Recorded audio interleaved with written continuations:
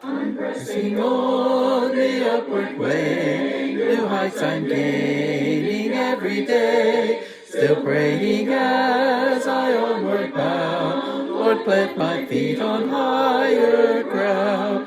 Lord, lift me up and let me stand by faith on heaven's stable land, a higher plane than I have found. Lord, plant my feet on higher ground.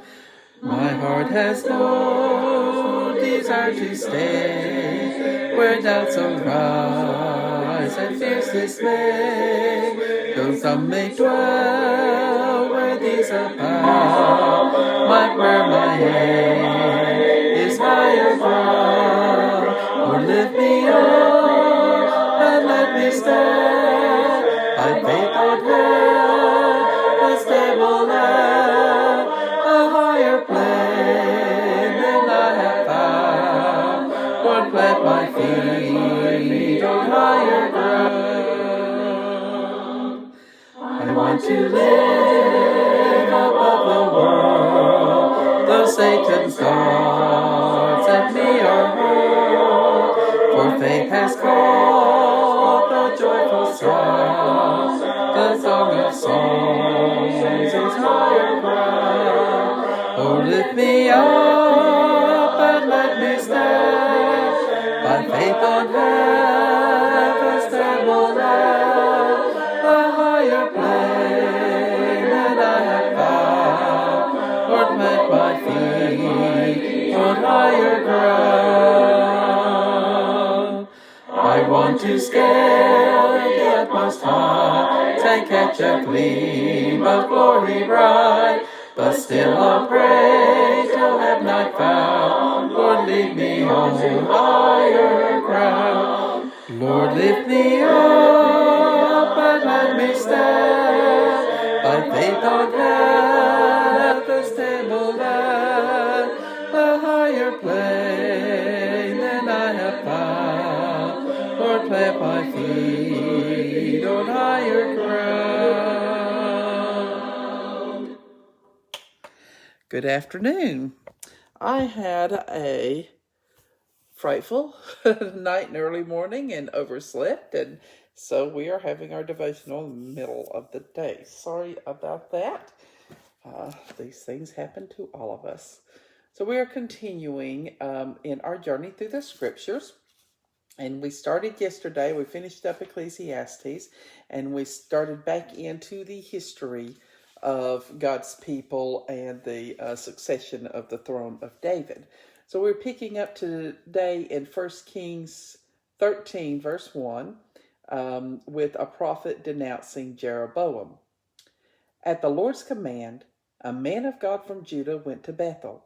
And he arrived there just as Jeroboam was approaching the altar to offer a sacrifice.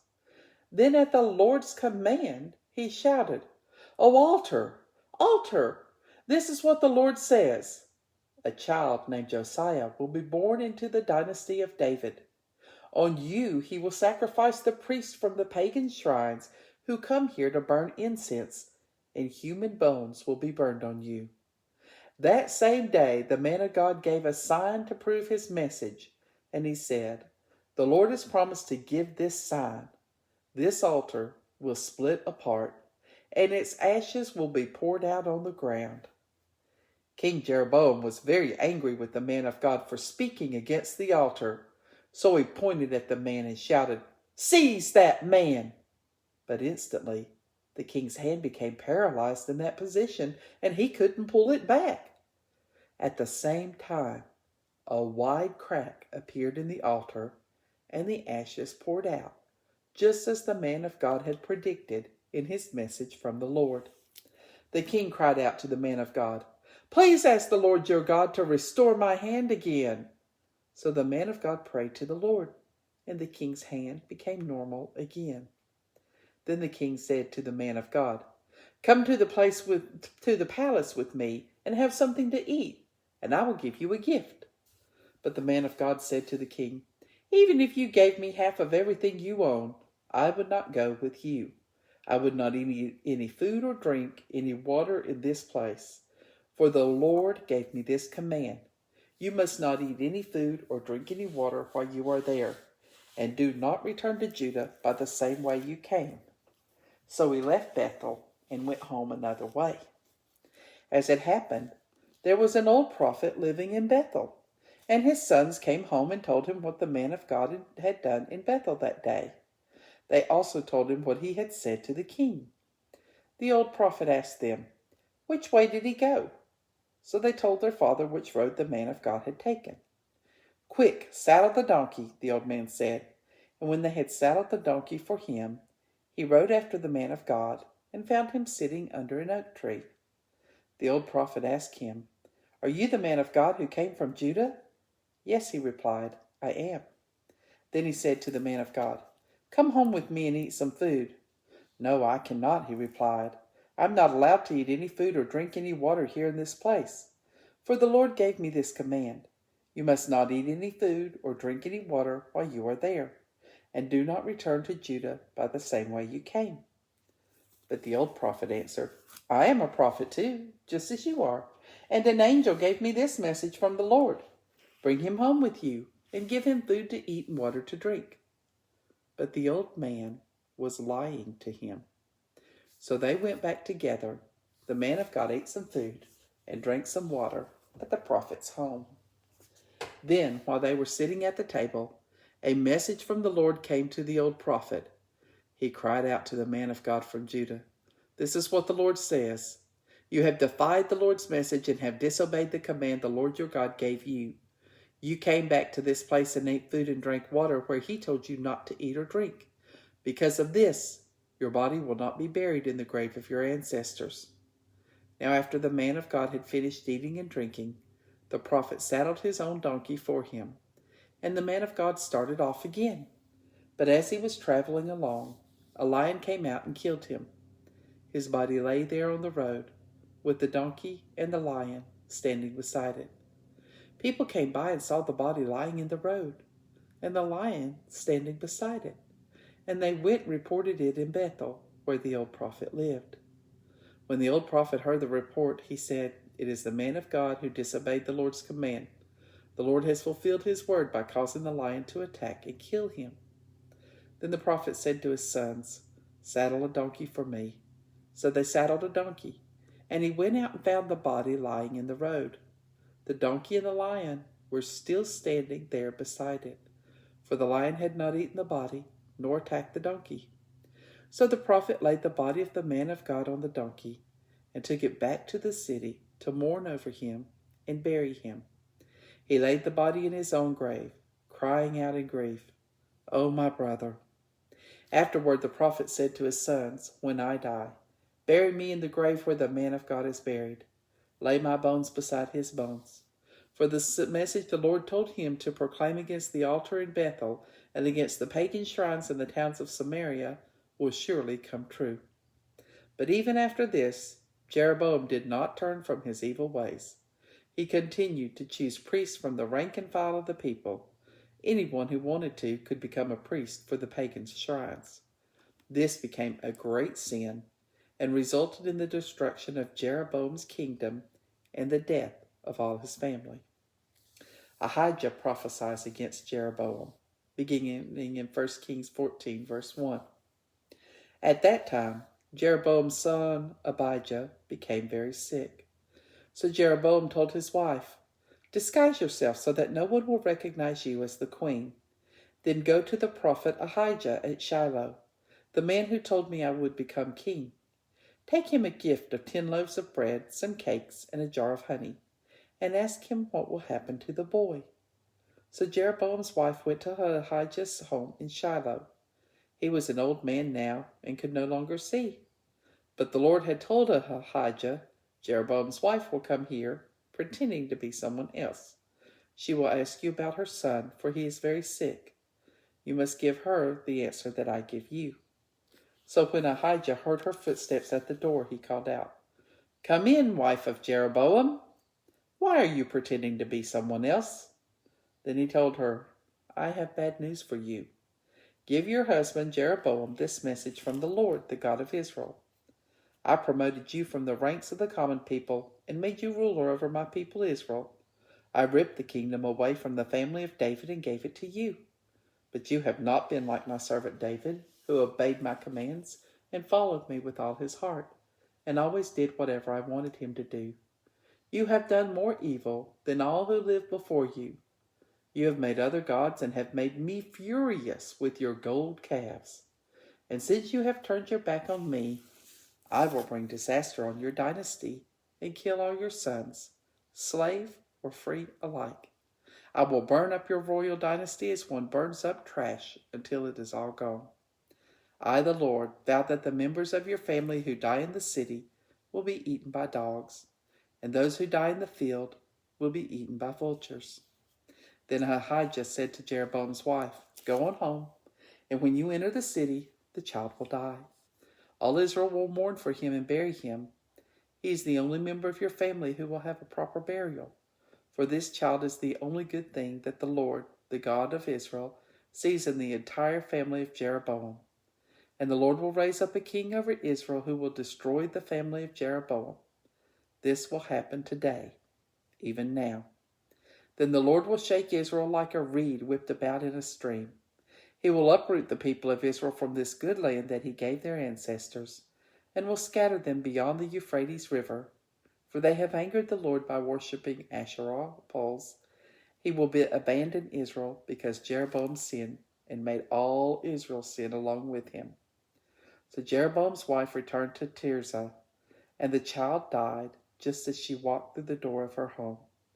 When the people of Israel buried him, they mourned for him, as the Lord had promised through the prophet Ahijah. Rehoboam's rule in Judah, beginning in 1 Kings 14, verse 21. Meanwhile, Rehoboam, son of Solomon, was king in Judah.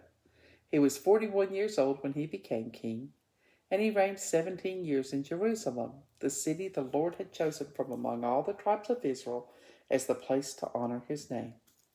Rehoboam's mother was Naamah, an Ammonite woman. During Rehoboam's reign, the people of Judah did what was evil in the Lord's sight, arousing his anger with their sin, for it was even worse than that of their ancestors. They built pagan shrines and set up sacred pillars and Asherah poles on every high hill and under every green tree. There were even shrine prostitutes throughout the land. The people imitated the detestable practices of the pagan nations the Lord had driven from the land ahead of the Israelites. And again in 2 Chronicles 12, verse 13.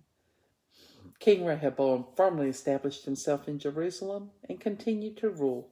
He was 41 years old when he became king, and he reigned 17 years in Jerusalem, the city the Lord had chosen from among all the tribes of Israel as the place to honor his name.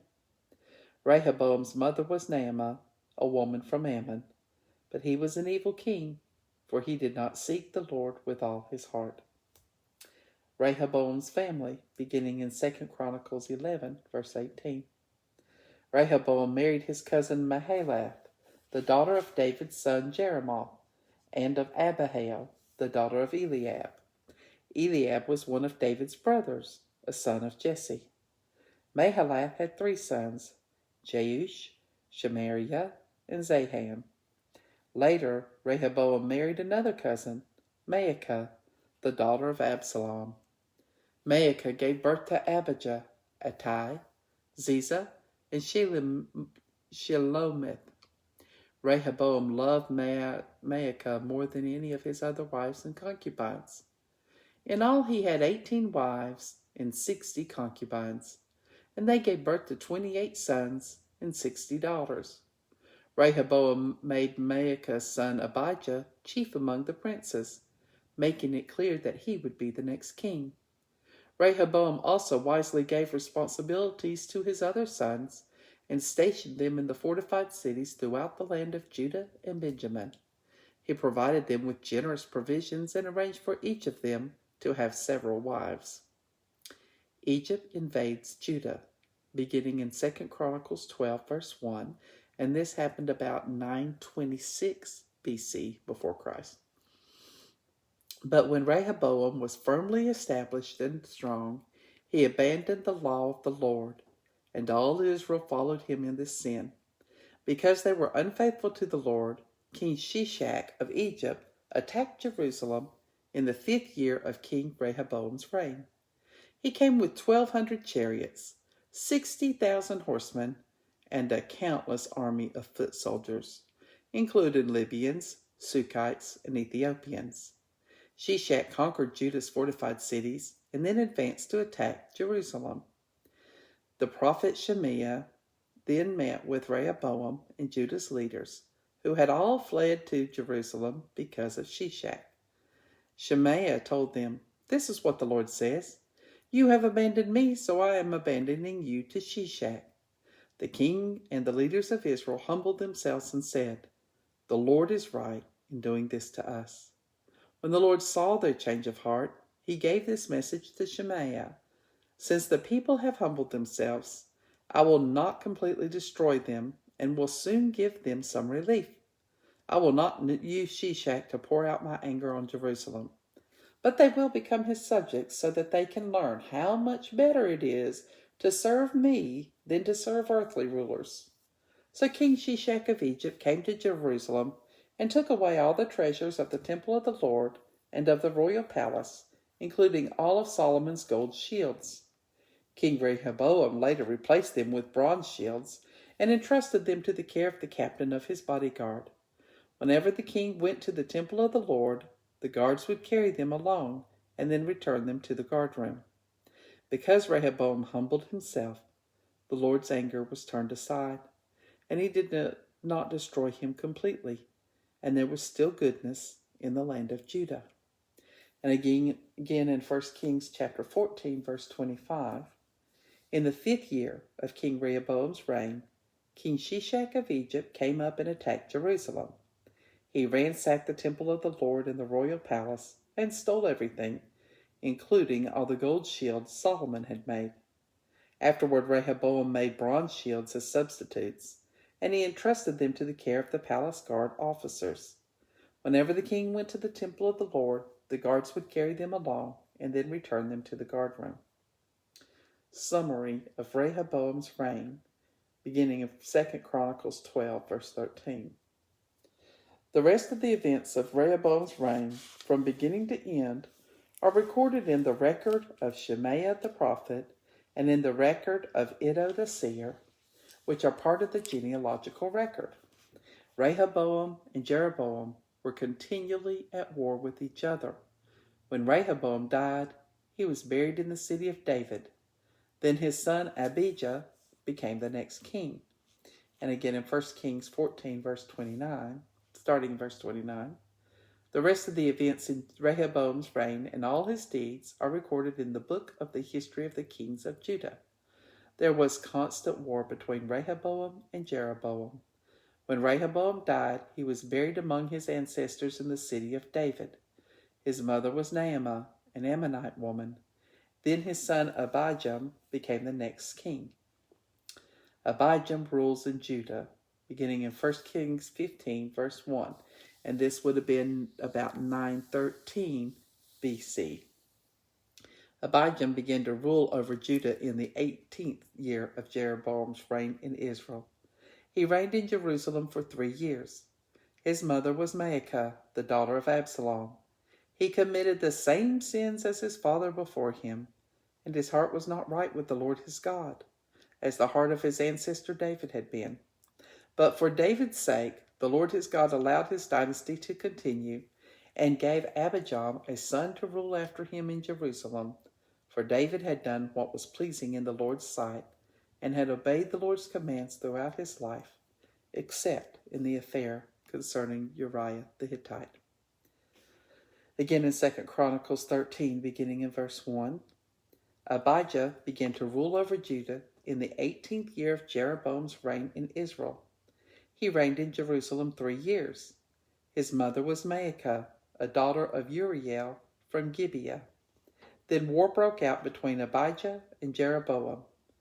Judah, led by King Abijah, fielded 400,000 seasoned warriors, while Jeroboam mustered 800,000 courageous men from Israel. When the army of Judah arrived in the hill country of Ephraim, Abijah stood on Mount Zemaraim and shouted to Jeroboam and the Israelite army, "Listen to me. Don't you realize that the Lord, the God of Israel, made an unbreakable covenant with David, giving him and his descendants the throne of Israel forever? Yet Jeroboam, son of Nebat, who was a mere servant of David's son Solomon, became a traitor to his master. Then a whole gang of scoundrels joined him, defying Solomon's son Rehoboam when he was young and inexperienced and could not stand up to them. Do you really think you can stand against the kingdom of God that is led by the descendants of David? Your army is vast indeed, but with you are those gold calves that Jeroboam made as your gods. And you have chased away the priests of the Lord and the Levites, and have appointed your own priests, just like the pagan nations. You let anyone become a priest these days. Whoever comes to be dedicated with a young bull and 7 rams can become a priest of these so-called gods of yours. But as for us, the Lord is our God, and we have not abandoned him. Only the descendants of Aaron serve the Lord as priests, and the Levites alone may help them in their work. They present burnt offerings and fragrant incense to the Lord every morning and evening. They place the bread of the presence on the holy table, and they light the gold lampstand every evening. We are following the instructions of the Lord our God, but you have abandoned him. So you see, God is with us. He is our leader. His priests blow their trumpets and lead us into battle against you. O people of Israel, do not fight against the Lord, the God of your ancestors, for you will not succeed." Meanwhile, Jeroboam had secretly sent part of his army around behind the men of Judah to ambush them. When Judah realized that they were being attacked from the front and the rear, they cried out to the Lord for help. Then the priests blew the trumpets, and the men of Judah began to shout. At the sound of their battle cry, God defeated Jeroboam and the Israelite army and routed them before Abijah and the army of Judah. The Israelite army fled from Judah, and God handed them over to Judah in defeat. Abijah and his army inflicted heavy losses on them. There were 500,000 casualties among Israel's finest troops that day. So Judah defeated Israel because they trusted in the Lord, the God of their ancestors. Abijah and his army pursued Jeroboam's troops and captured some of his towns, including Bethel, Jeshanah, and Ephraim, along with their surrounding villages. So Jeroboam of Israel never regained his power during Abijah's lifetime, and finally the Lord struck him down and he died. By contrast, Abijah of Judah grew more and more powerful. He married 14 wives and had 22 sons and 16 daughters. The rest of the events of Abijah's reign, including his words and deeds, are recorded in the commentary of Iddo the prophet. And again in 1 Kings 15, beginning verse 6, there was war between Abijah and Jeroboam throughout Abijah's reign. The rest of the events in Abijah's reign and all his deeds are recorded in the book of the history of the kings of Judah. There was constant war between Abijah and Jeroboam. When Abijah died, he was buried in the city of David. Then his son Asa became the next king. Asa rules in Judah, beginning in 1 Chronicles 14, verse 1. And this would be about 911 BC. When Abijah died, he was buried in the city of David. Then his son Asa became the next king. There was peace in the land for 10 years. For Asa did what was pleasing and good in the sight of the Lord his God. He removed the pagan altars and the shrines. He smashed the sacred pillars and cut down the Asheroth poles. He commanded the people of Judah to seek the Lord, the God of their ancestors, and to obey his laws and his commands. Asa also removed the pagan shrines, as well as the incense altars from every one of Judah's towns. So Asa's kingdom enjoyed a period of peace. During those peaceful years, he was able to build up fortified cities throughout Judah. No one tried to make war against him at this time, for the Lord was giving him rest from his enemies. Asa told the people of Judah, "Let us build towns and fortify them with walls, towers, gates, and bars. This land is ours because we sought the Lord our God, and he has given us rest from our enemies." So they went ahead with these projects and brought them to completion. King Asa had an army of 300,000 warriors from the tribe of Judah, armed with large shields and spears. He also had an army of 280,000 warriors from the tribe of Benjamin, armed with small shields and bows. Both armies were composed of courageous fighting men. And again, in 1 Kings 15, beginning in verse 9, Asa began to rule over Judah in the 20th year of Jeroboam's reign in Israel. He reigned in Jerusalem for 41 years. His grandmother was Maacah, the daughter of Absalom. Asa did what was pleasing in the Lord's sight, as his ancestor David had done. He banished the shrine prostitutes from the land and removed all the idols his ancestors had made. He even deposed his grandmother Maacah from her position as queen mother because she had made an obscene Asherah pole. He cut down the pole and burned it in the Kidron Valley.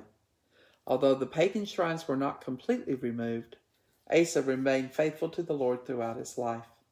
He brought into the temple of the Lord the silver and gold and utensils that he and his father had dedicated.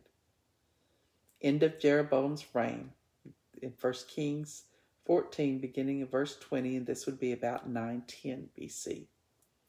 The rest of the events of Jeroboam's reign, all his wars and how he ruled, are recorded in the book of the history of the kings of Israel.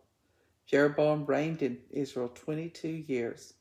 When Jeroboam reigned, his son Nadab became the next king. Nadab rules in Israel, beginning in 1 Kings 15, verse 25.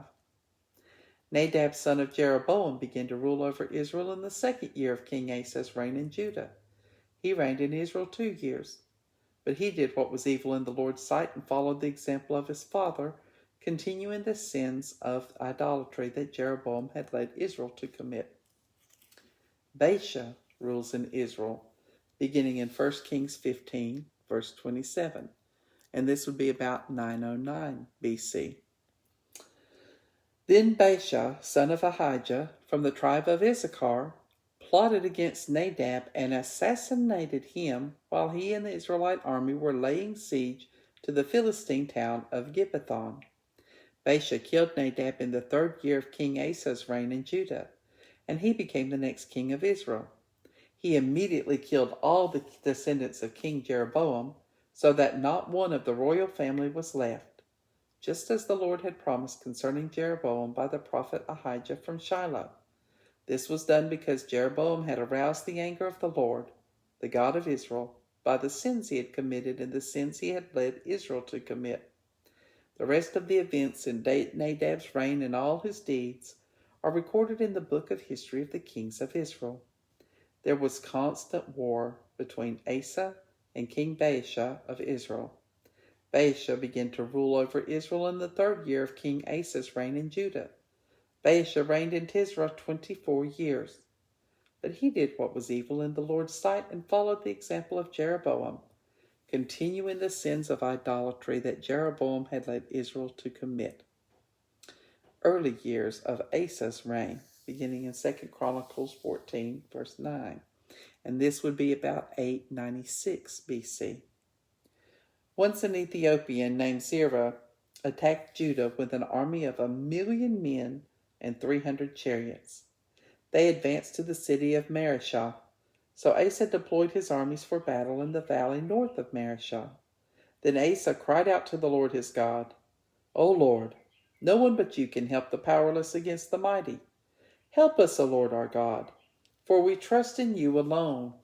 It is in your name that we have come against this vast horde. O Lord, you are our God. Do not let mere men prevail against you."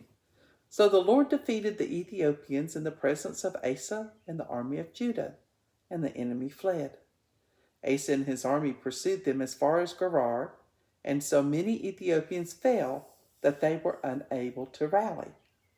Then they were destroyed by the Lord and his army, and the army of Judah carried off vast quantities of plunder. While they were at Gerar, they attacked all the towns in that area, and terror from the Lord came upon the people there. As a result, vast quantities of plunder were taken from these towns too. They also attacked the camps of herdsmen and captured many sheep and camels, before finally returning to Jerusalem. Asa's religious reforms, beginning in 2 Chronicles 15, verse 1. Then the Spirit of God came upon Azariah, son of Oded, and he went out to meet King Asa as he was returning from the battle. "Listen to me, Asa," he shouted.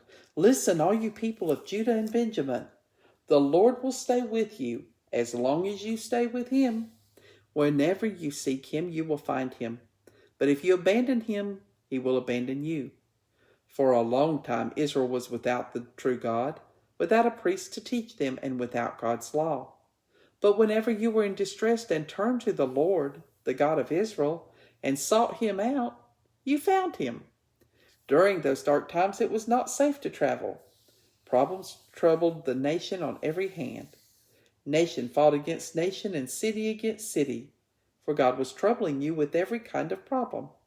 And now, you men of Judah, be strong and courageous, for your work will be rewarded."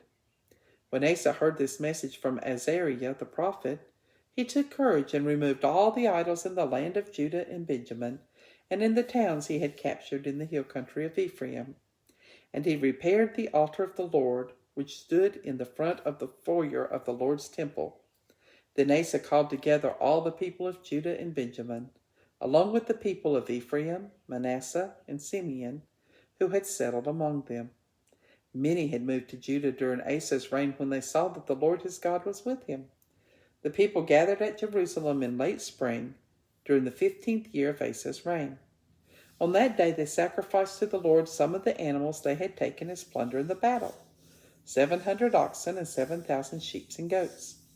Then they entered into a covenant to seek the Lord, the God of their ancestors, with all their heart and soul. They agreed that anyone who refused to seek the Lord, the God of Israel, would be put to death, whether young or old, man or woman. They shouted out their oath of loyalty to the Lord with trumpets blaring and horns sounding.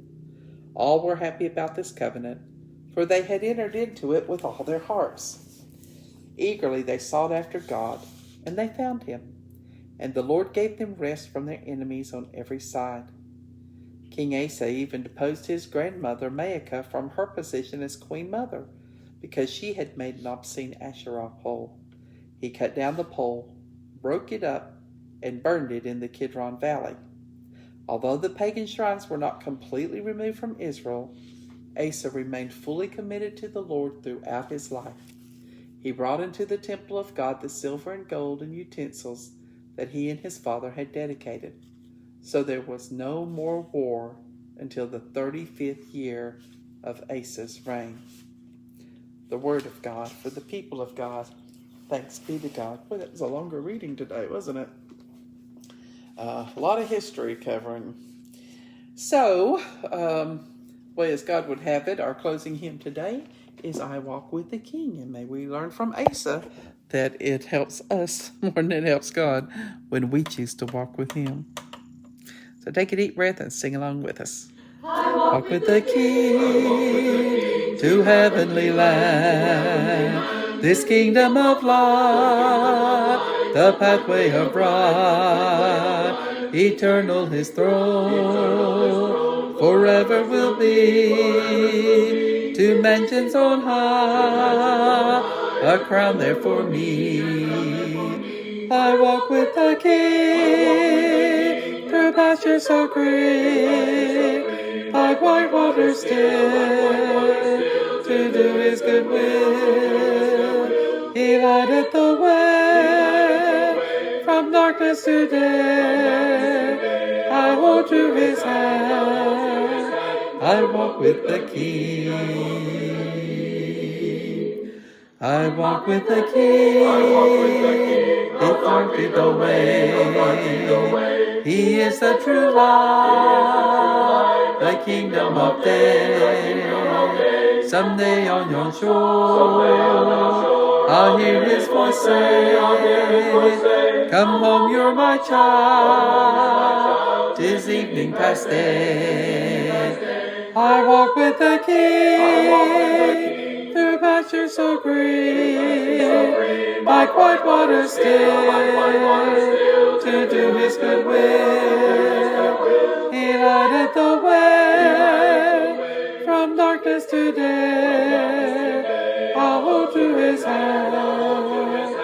I walk with the King. I walk with the King. I walk with the King. Through pastures so green, by quiet waters still, to do His good will. He lighteth the way from darkness to day. I go to His house. I walk with the King.